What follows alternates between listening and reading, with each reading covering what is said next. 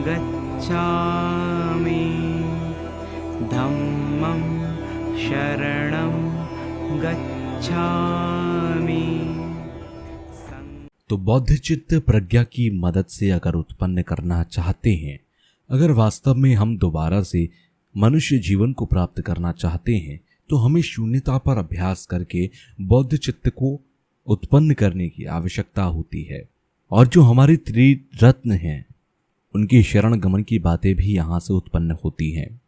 और जब शून्यता की बात उत्पन्न होती है तो दुख से मुक्त हुआ जा सकता है। और उसके बाद जो हमारे समसाकार दुख को पहचान कर इस दुख से मुक्त होना चाहते हैं, अगर आप शून्यता के बारे में बिल्कुल विचार नहीं करते हैं तो कोई बात नहीं है। अगर इसके बारे में विचार कर सकते हैं तो अभ्यास करना चाहिए। अरहत पद प्राप्त करने के लिए जो विचार उत्पन्न होता है तो उसके बारे में विचार करना चाहिए। जब अगर विचार करेंगे तो उससे फायदा होता है।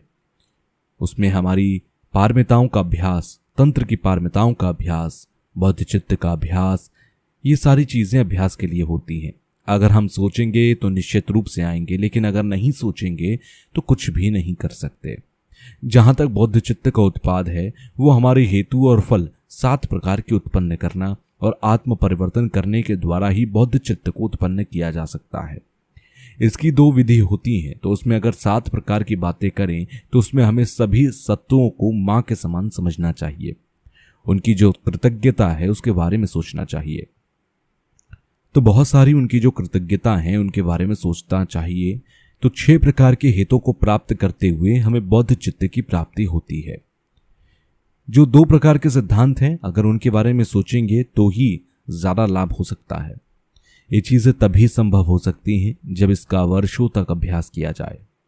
अगर हम ऐसा चाहें कि शून्यता का अभ्यास हम एक दिन में कर लेंगे तो ऐसा संभव नहीं है। उसके लिए पढ़ाई करें, चिंतन करें, तभी संभव हो सकता है।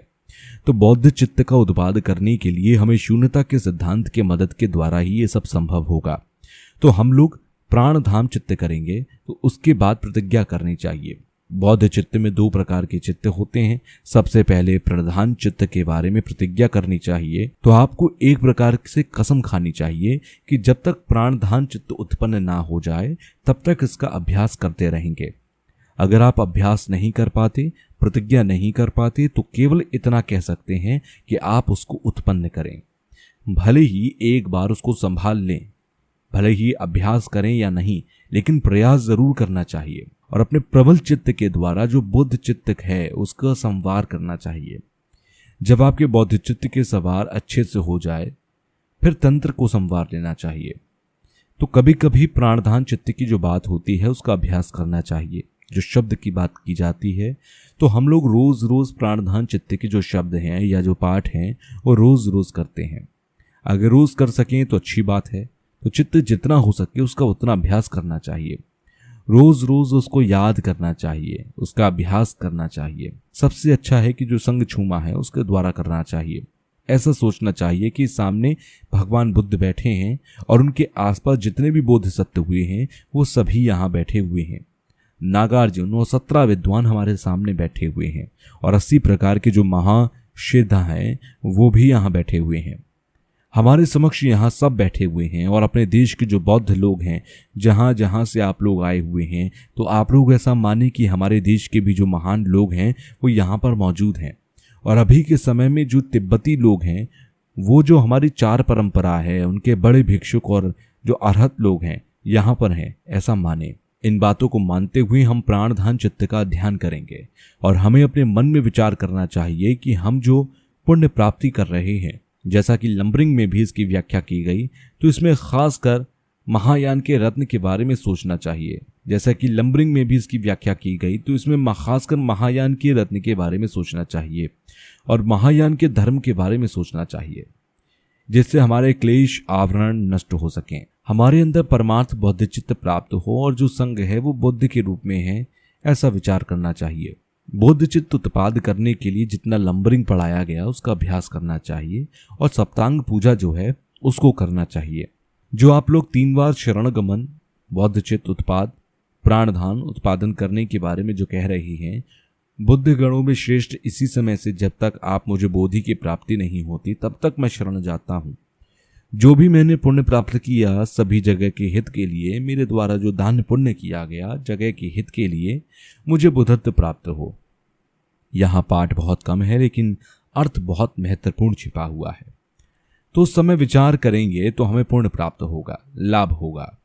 और उसके अतिरिक्त भी ध्यान करके हमें बौद्ध चित्त उत्पाद करना चाहिए और जो हमारे अंदर बौद्ध चित्त है वो और ज़्यादा बढ़ता जाए, ऐसी इच्छा, ऐसा प्रयास करना चाहिए। और उसके बाद जो हमारे पाप द्वेषना है तो उसके द्वारा हमारे जो मन, शरीर, वचन से जो हमने पाप किए उसका पाप द्वेषना करना चाहिए। जो भी मैंने बुराई की है, जो भी मैंने गलत कर्म किए हैं, पाप किए हैं, उनको मैं दोबारा नहीं करूंगा। और फिर प्रणामना की बात आती है तो हमें ऐसा मानकर प्रणामना करनी चाहिए कि भगवान बुद्ध के समक्ष हैं और जितने भी लोगों के अच्छे कर्म हैं उन सब का मैं अनुवादन करता हूं। ऐसा हमें सोचना चाहिए। चाहे जो महायान परंपरा के भिक्षुक संघ हैं, नागार्जुन इत्यादि जो बुद्धत्व को प्राप्त कर रहे हैं, उन लोगों ने भी बौद्ध चित्त का सिद्धांत दिया, उनका मैं अनुमोदन करता हूं। ऐसा सोचना चाहिए, उनके अनुसार खुद उनका अभ्यास करना चाहिए। और जो ये 7 सप्तांग पूजा है इसमें एक एक करके इसके बारे में सोचना चाहिए। और इसके बाद जो शरण गमन की बात आती है कि बुद्ध धर्म में भी इसी समय से जब तक मुझे बोधि की प्राप्ति नहीं हो जाती तब तक मैं शरण में जाता हूं। तो यहाँ शरण जो है वो महायान परंपरा के अनुसरण की बात की गई है। और जो महायान परंपरा के संघ हैं उनके तीनों में शरण में जाता हूं। उस शरण में जाने के लिए अभ्यास की जो वजह है वो हमारे 3 शरण हैं, 3 रत्न हैं, वो हमारे अंदर प्रत्यक्ष रूप से उत्पन्न हो जाए, इसलिए मैं शरण जाता हूं। इस तरह से विचार बनाना चाहिए। जैसा कि कहा जाता है कि जब तक बोधि प्राप्त नहीं हो जाती तब तक मैं शरण में जाता हूं। और फिर दूसरा शब्द आता है कि मेरे द्वारा दान आदि दिए गए पुण्य से या फिर जो अभी तक मैंने किया है उसको ध्यान में रखते हुए हमारे अंदर जो परमार्थ सत्य है, जब तक परमार्थ बोध चित्त उत्पन्न ना हो जाए तब तक मेरे द्वारा दान आदि पुण्य में करता रहूंगा। 206 प्रकार की जो पारमिताएं हैं उसका अभ्यास करूंगा और इसका अभ्यास करते हुए जो हमारी प्रज्ञा पारमिता है उसका अभ्यास करता रहूंगा। तो प्रज्ञा पारमिता इसमें इसलिए भी खास है क्योंकि इसके द्वारा ही हम शून्यता को समझ सकते हैं। तो दूसरों के लिए आज से ही लेकर हमसे जितना हो सकेगा उतना हित करूंगा, उतना लाभ करूंगा। मेरे द्वारा दिए गए पुण्य से चाहे बातचीत भी करूं तो भी लोगों के लिए हितकारी बात ही करूंगा। तो अपने शरीर, मन, वचन तीनों के द्वारा सभी सत्वों के हित के लिए प्रयास करूंगा और अपने हित के बारे में नहीं सोचूंगा। जब तक आकाश रहेगा तब तक जो अनंत प्राणी हैं उनके लिए मैं प्रयास करता रहूंगा। ऐसा विचार करते रहना चाहिए। अगर आप सोचेंगे कि ये तो मैंने नहीं कर पाऊंगा या ये तो बेवकूफ़ी है, तो अगर आप खुद को महत्वपूर्ण मानते हो, खुद के अंदर आसक्ति रखते हो, तो फिर दूसरों के हित के लिए क्यों नहीं रख सकते। अगर वास्तव में स्वयं से प्रेम करना चाहते हो तो बौद्ध चित्त से हटकर दूसरा कुछ नहीं हो सकता। तो इन बातों को ध्यान में रखते हुए हमें बौद्ध चित्त का अभ्यास करना चाहिए। और अगर बौद्ध चित्त का अभ्यास करते हैं तो मन में खुशी, प्रसन्नता उत्पन्न होती है। तो बौद्ध चित्त उत्पन्न करने के लिए हमें दुखी होना इत्यादि या फिर अब जब अभ्यास करेंगे तो कोई भी अभ्यास समस्या ऐसी नहीं हो सकती। अनेक पुण्य होने के कारण ही हमें मनुष्य शरीर मिला है और भगवान बुद्ध के दर्शनों को प्राप्त कर उनके जो मार्ग दिए गए हैं, उनके जो क्रम हैं, उनका अभ्यास कर सकूं, इस प्रकार का विचार करना चाहिए। और खासकर जो नागार्जुन हैं उनके और उनके शिष्यों के द्वारा जो दिए गए हैं जो ग्रंथ हैं या जो दर्शन हैं, तो अगर उन ग्रंथों को मैं अभी नहीं पढ़ूंगा तो कब पढ़ूंगा। तो इन बातों को रख कर अगर हम अपने बौद्ध चित्त का उत्पादन करेंगे, जिनके पैर ठीक नहीं है वो घुटनों के बल बैठ जाएं, जिनको परेशानी नहीं है वो इसी तरह बैठे रहें और हाथ जोड़कर बोलें, बौद्ध धर्म या गणों में संग इसी समय से जब तक मुझे बोधि प्राप्त ना हो तब तक मैं शरण में जाता हूँ। मेरे द्वारा दान दिए गए पुण्य से जगत के हित के लिए बुद्धत्व की प्राप्ति हो। और जब दूसरी बार कहा जाए बुद्ध गणों में श्रेष्ठ, तब जो ज्ञान है उसके बारे में सोचना चाहिए। जैसे उनको ज्ञान प्राप्त है, मेरे अंदर भी ऐसा हो जाए उसके बारे में सोचना चाहिए। और जिन्होंने सभी क्लेश नष्ट कर लिए हैं और जो 3 रत्न हैं उनके बारे में सोचना चाहिए।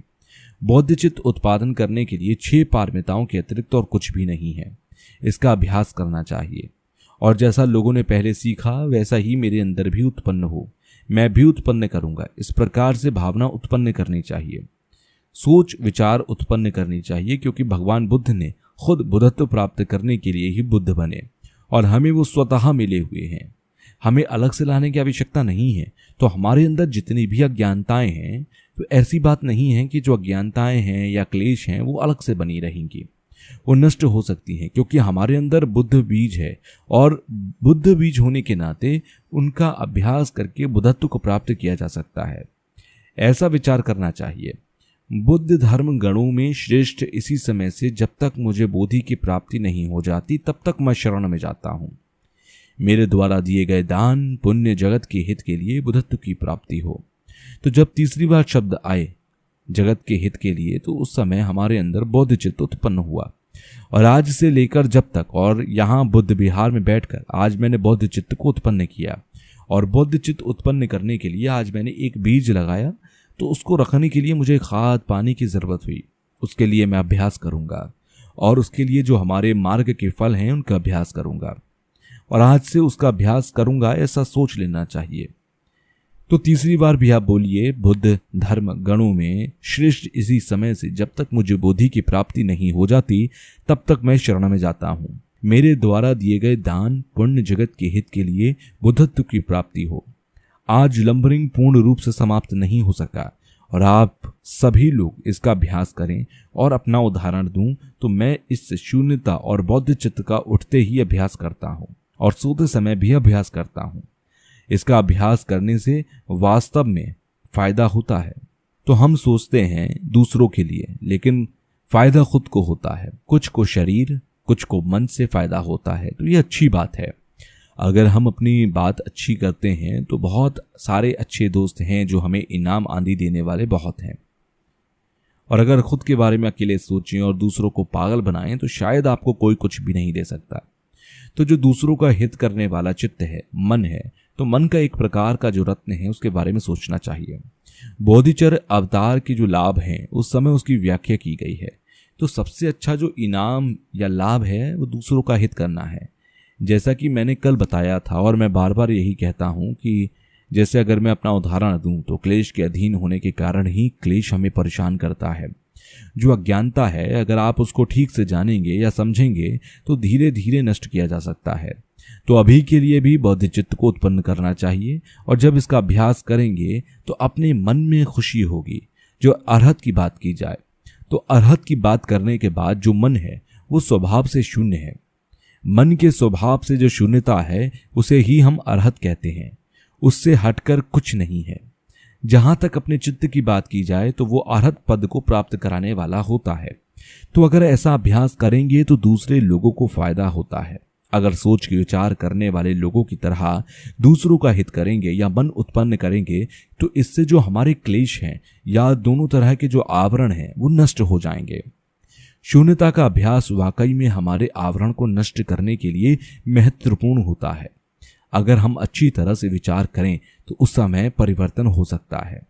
केवल विचार करने की बात नहीं है, हमें अभ्यास भी करना चाहिए। ऐसी बात नहीं है कि मैं बौद्ध सत्य हूं या मेरे अंदर शून्यता उत्पन्न हो गई है, तो ऐसी बात भी नहीं है। मैं अभ्यास करता हूं, इसलिए मैं कहता हूं कि इससे फायदा होता है, क्योंकि हम मनुष्य के रूप में सब समान हैं। और अभ्यास की बात है तो सबसे अच्छी बात यह है, हमसे ज्यादा आप ग्रंथों को जानते हैं, ग्रंथों को गहराई से जानते हैं और व्याख्या भी आप लोग करते होंगे। अगर हम अभ्यास की बात करते हैं तो मार्ग का क्रम है और वो इस प्रकार से जानेंगे, जैसे गते गते पार संगते बोधि स्वाहा का जो एक तरीका है, उनको अच्छी तरह से जानेंगे तो वैराग्य उत्पन्न होगा, बोधचित्त उत्पन्न होगा। तो इस प्रकार से आप सोचें, जितना भी मैं चाहूं वो कोई भी हो, सबके हित की बात जो मैं कह रहा हूं वो बोधचित्त उत्पाद करना ही है। जो मैंने बताया उसके बारे में सोचें और अभी से जो बोधचित्त है उसके बारे में सोचना चाहिए। जैसे कि कहा गया कि मेरे द्वारा दान पुण्य जो शब्द कहे गए और जब तक बोधचित्त उत्पन्न ना हो तो इसमें जो मैं की बात की गई वो कहा है, इसके बारे में सोचना चाहिए, विचार करना चाहिए। तो वास्तव में जो मैं है वो कहाँ है, ये बात नागार्जुन के ग्रंथों से स्पष्ट होती है। इसके बारे में सोचना चाहिए। शरणं गच्छामि धम्मं शरणं गच्छामि